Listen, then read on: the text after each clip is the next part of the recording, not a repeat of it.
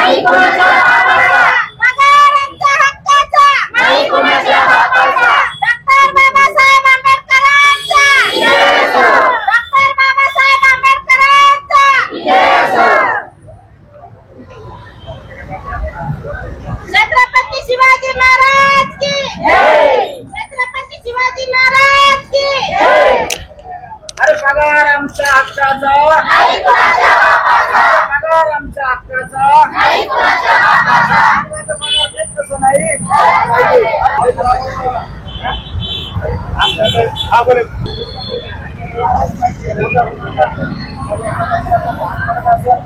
बाबा आम्हाला कामाला काढून टाकतील, हे करतील. अरे तुम्ही सगळे केलेले ना, पूर्ण शहरामध्ये घाण होईल आणि सर्वात मग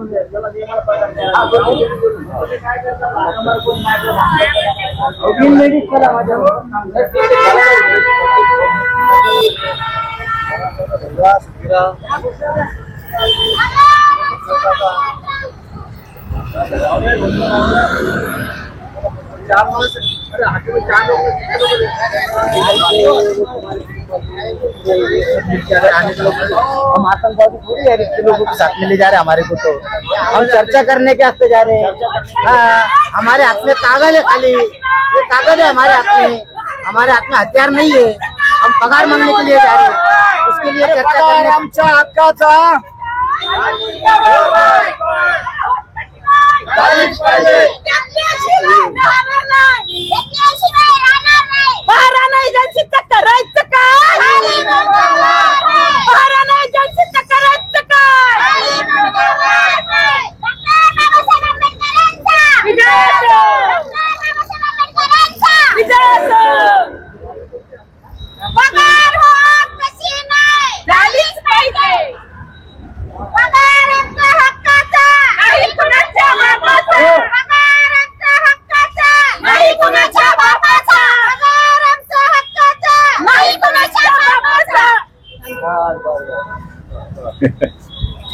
काही काम नाही. फोटो आहे ना फक्त. अरे पगार द्या ना मग त्यांचा. अरे पगार द्या तर.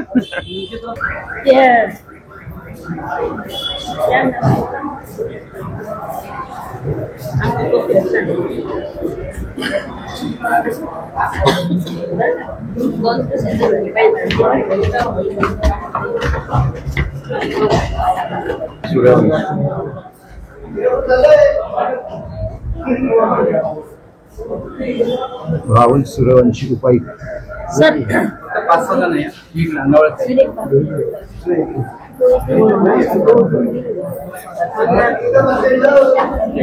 तिकडे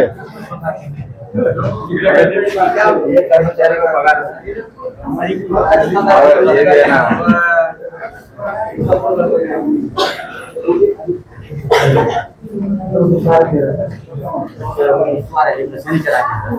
उससे बेहतर अपन पूरी पगार लेंगे ना, पूरी पगार लेंगे. हाँ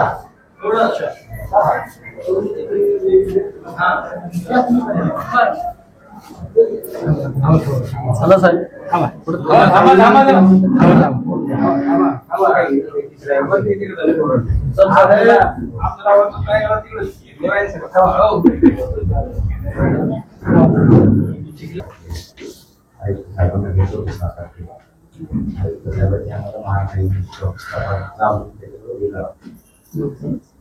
पाच महिन्याची असं महाराणा एजन्सी. मागील 2 पगारी जे आहेत तुम्ही माझ्या खिशातून केली. आता 3 पगार देण्याची माझ्याकडं ही नाही, म्हणजे माझ्याकडं आर्थिक परिस्थिती कशी नाही कमी एवढे पैसे देऊ शकतो. त्या संदर्भात आम्ही भरपूर लोकांनी काही अजून आपल्याकडे काही पाहिलं. दिवाळी पण जवळ आली सर, तुम्हालाही माहिती आहे तो विषय कोणत्या गोष्टीला. हे जे लोक आहे 1700-1800 राज्य असतात त्यांचा तो उर्वरित 3 महिन्याचा पगार आहे, तो तुम्ही दिवाळीच्या खरेदी केला पाहिजे. आम्हाला कर्मचारी चुकीचं म्हणताय किंवा काय, त्यांची बिचारांची काही चूक नाही, परंतु प्रायमरी तुम्ही कर्मचारी महाराणाच्या अंडर आहे बरोबर. आता ह्या महिना सोडला तर त्याच्या आधीच बरोबर. आता त्यांनी तुमचा पेमेंट आधी तर कमीच प्रमाणामध्ये देत होता, त्याच्यानंतर तुमचा ईपीएफचा इश्यू आहे, तुमचा ESICचा विषय आहे, हे सगळं झालंय. हे तुमच्या फायद्यासाठीच होतं हे सगळं, हो सर. बरोबर आहे की नाही? आपली सरांकडे मिटिंग झाली त्यावेळेस तुम्हीच म्हटलं ते सर पगार 1 महिना लेट झाला तरी चालेल पण सगळं व्यवस्थित झालं. ते कोणी सांगितलं होतं?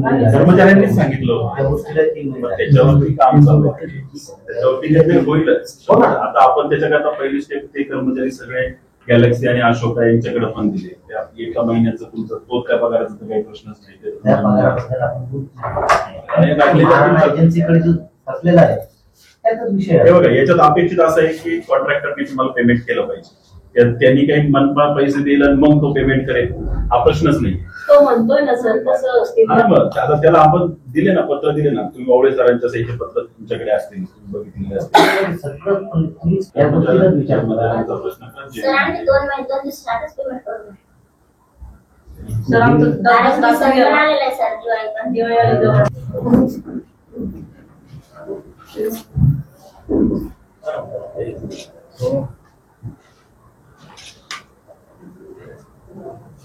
यस ठीक है. हाँ कमर क्या कहेंगे? ये कामगारों को लेकर आप आए हुए आंदोलन करने के लिए, क्या मांग है? सर ये महाराणा एजेंसी के 1700 कामगारों का जो पगार 3 महीने से महानगर पालिका और महाराणा एजेंसी इन्होंने नहीं दिया, उसी के संदर्भ में यहाँ पे मैं 6 तारीख को महानगर पालिका आयुक्त साहब से मिला था, उनसे चर्चा हुई थी. साहब ने हमको बोले मेरे पास मत आओ, तुम जाके महाराणा एजेंसी से बात करो. मैं महाराणा एजेंसी के पास भी जाकर आया, वहाँ पे भी मैंने कर्मचारी लेकर गया था, वहाँ पे भी बात हुई. लेकिन महाराणा एजेंसी का बोलना है कि जब तक महानगर पालिका मेरा बिल नहीं देती तब तक मैं पगार नहीं दूंगा. और आयुक्त साहब बोलते महाराणा एजेंसी ने पगार ये लोगों की करना और मुझे चलन ला के देना, मैं तुरंत उसके खाते में पैसे डालूंगा. अब ऐसा होगा है ना, इसको उसके ऊपर भरोसा है ना इसको इसके ऊपर भरोसा है. लेकिन इनके दोनों के बीच में यहाँ पे जो हमारे जो कंत्राटी कर्मचारी है, जो 1700 लोग, ये भूखे मर रहे ये लोग. और दूसरी बात, जो दिवाली जैसा जो इतना बड़ा इनका जो सन है वो अभी थोड़े ही दिन के ऊपर आके रुका हुआ है. तो आज महानगर पालिका आयुक्त से हमसे यही मांग करने के लिए आए हैं कि हमारे को ये लोगों को आप पगार कितने तारीख को देने वाले हो, इसका हमारे को एक प्रूफ दो, हमारे को एक लेटर दो, और वो जो लेटर देंगे वो लेटर के मुताबिक इनकी आप पगार करो. बस हमारा यही बोलना है आयुक्त साहब से कि ये लोगों की पगार जो है दिवाली के पहले पहले होना चाहिए. आप महाराणा एजेंसी पे गए थे, वहाँ एक कर्मचारी ने बॉटल लेकर आत्महत्या की कोशिश करी.